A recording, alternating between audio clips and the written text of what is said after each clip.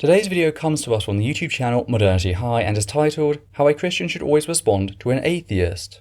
Now, I've watched a lot of these sorts of videos designed to help Thea survive encounters with atheists as if we're some rare species of bear that prey on mortal souls. And generally, they suck. So let's see how today's video handles the topic. I'm sure everyone has had their faith questioned at some point in their lives. It's part and parcel of being a Christian in the secular Western world in 2018.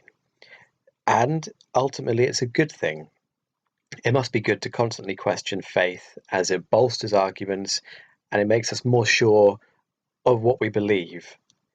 Unfortunately, faith is often questioned in a negative way in which others try to catch the religious out in some way. So they'll point out a contradiction in the Bible or something else quite asinine, which is meant to lead to this big gotcha moment. Well, it kind of says a lot about you to find out that you view another person displaying a contradiction on your part to be, quote, asinine. Like, thanks for clarifying that you don't give two shits about applying the brain you believe God gifted to you to reach a valid conclusion. But it kind of sucks to hear. Fact is, we don't have to point to anything in the Bible. All we actually have to do is ask you to provide evidence for the existence of your God, and if you fail, well, that right there is reason enough for anyone with any shred of intellectual integrity to not believe in your God. And sure, you're likely going to say something along the lines of, well, God isn't testable by the scientific method and therefore your request for evidence is malformed. But here's the thing. That which can impact the universe can be measured by definition. We may not yet have the tools for it at our disposal, but it can be done. So if your God can impact the universe in any way, they are very much subject to the scientific method, and if they cannot impact the universe, well then, how do you know of and or care about their existence? Think about it. I've often surprised friends and co-workers when I've revealed that I'm a Christian. I don't talk about it very much with friends who are at work. I only really talk about it when somebody starts to rubbish Christianity or put it down, and I just quietly let them know that I'm a Christian before they say something offensive. Most people accept this and they change tack, but not everyone. I've been told that people thought I was too clever to be a Christian, bit of a humble brag. Others will start to attack my faith to my face and accuse me of being implicit in the worst things done in the name of Christianity. And I prefer to stay away from heated religious conversations with people who just want to attack my faith, and so I'll attempt to diffuse the situation.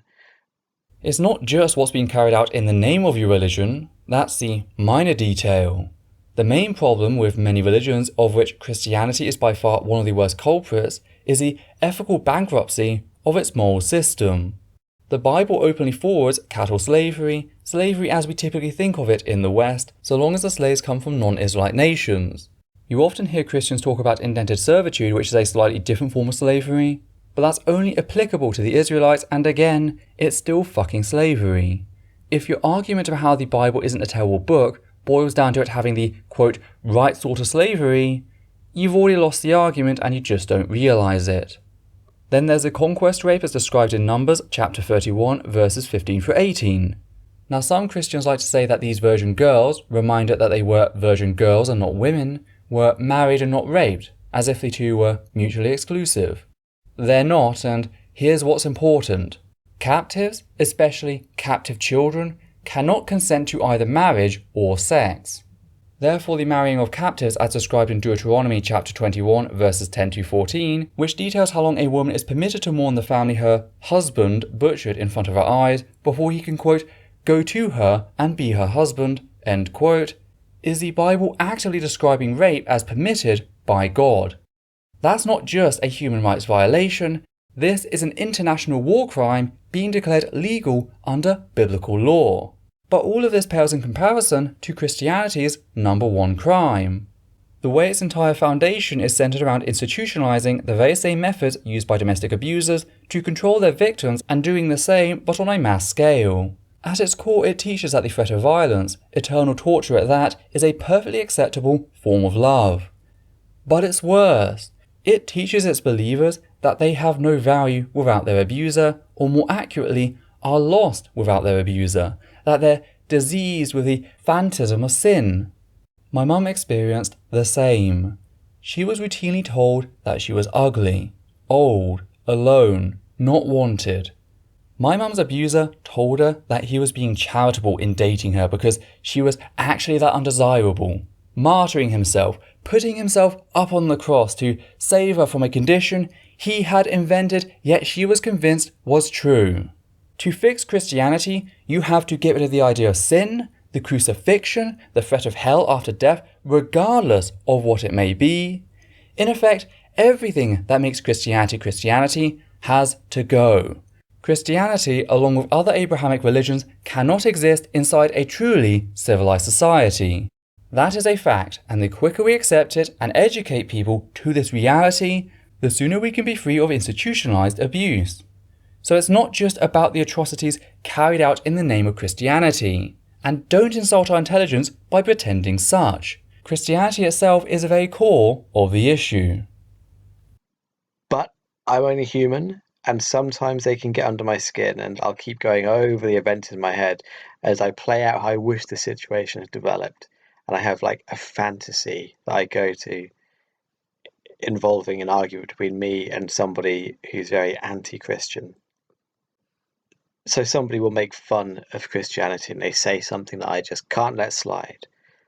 I politely ask them to stop, but they keep going, getting more and more vitriolic. And in my imagination, I always try to keep my composure. So I let things go that would have caused a weaker man to erupt. But the fictitious enemy in my head just won't stop. It's like this imaginary guy is trying to get me angry. So then finally, when I've taken all I can take, I let him have it. I dismantle all his arguments piece by piece. In my imagination, it's always rather vague, but it does the trick. I can see the arrogance slowly draining from his face.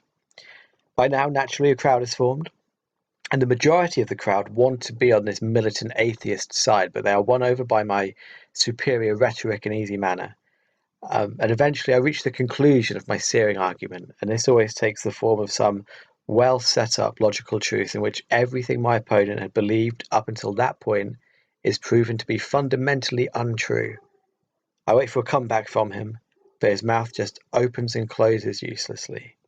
What's that? I say. Still nothing. And now I start to showboat. I tell you what, I say, smiling, I'll count you in for your rebuttal. When I get to 3, give me a response, or I'll have to assume I've won the argument. 1, 2, 3. Still nothing. And the crowd is holding its breath at this point, waiting to see what I'm going to do next. So I normally silently walk over to my opponent, shake my head at him, pat him on the shoulder, and I walk away. I've won the battle for Christianity against atheism, and I am, without a doubt, the best debater and the most pious man alive. And this feels satisfying for a second or two, but it's a hollow victory, and it's not even really a victory, because being a Christian isn't about making other people look foolish or beating them in some way. That's a very good description of the writing process behind nearly every Christian film that comes out. God's Not Dead, A Matter of Faith, you all know the crap I'm on about. Now I get that you realise that this is a fantasy and you admit to that. But this gives us such an insight into the way the Christian virus affects the mind to try and preserve itself. The feeling you get whenever presented a counter to Christian assertion, that doubt, sounds a lot like the early seeds of rational awakening. Yes, we all get doubts now and then, which is good. If nothing else, it should make us revisit our arguments. But the way you describe this as repeatedly happening on the same topic and causing you a vast amount of discomfort, it sounds like what you are describing is cognitive dissonance.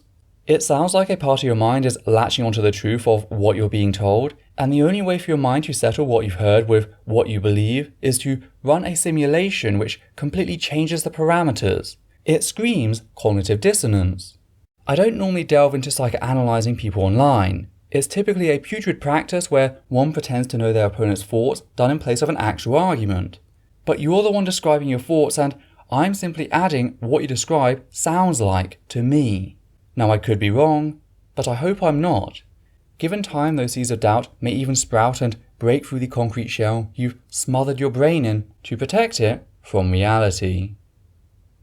Now, I'm not articulate enough in real life to tear someone apart in a debate in a manner I fantasize about, but truth be told, I wouldn't want to be anyway. I'll tell someone I think they're wrong, and I'll ask someone to change the subject. But I wouldn't try to best them, and controversially, I wouldn't try to convert them. Because ultimately, the only person losing out in an argument between a Christian and an atheist over religion is the atheist. They're closing themselves off to a wonderful way of living, the best and the fullest way of living.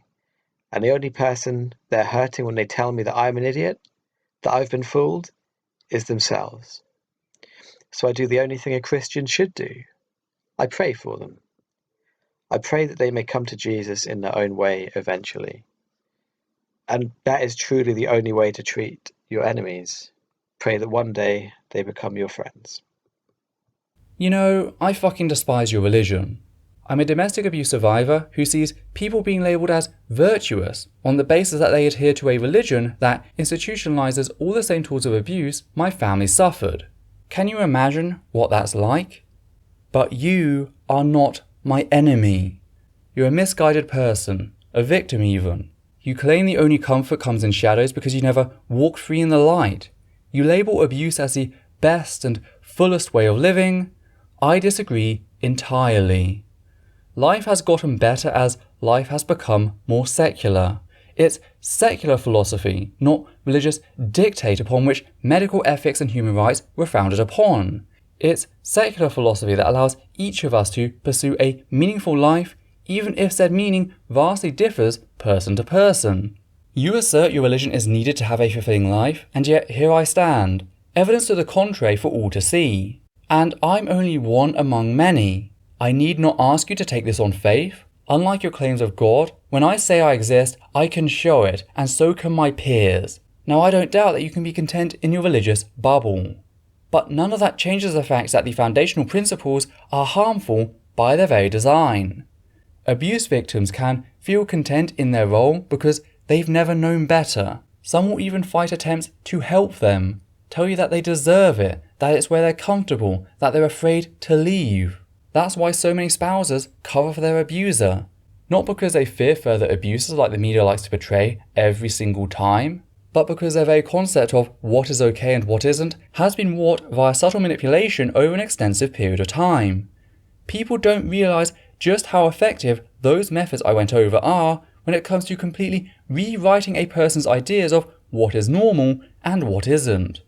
That's why I have this massive fear of, given the right conditions, I could end up inflicting the same abuses I've suffered. And maybe that's why I'm so damn critical of religions such as Christianity, because I feel that if I can keep sight and actively challenge abusive behaviours, then I'll recognise them in myself should they ever emerge. But why shouldn't I be so damn critical of what can be demonstrated to be institutionalised abuse? I'm just damn thankful that so many Christians are the wishy-washy kind who haven't studied the Bible like I did as a child. I'm thankful that so many have been spared the torment that comes with being a Christian knowledgeable of the Bible, and that out of the few who are, some of them seem to have this whole, well, that doesn't really apply to me deal going on, like they're, ooh, Jesus is golden boy or some shit.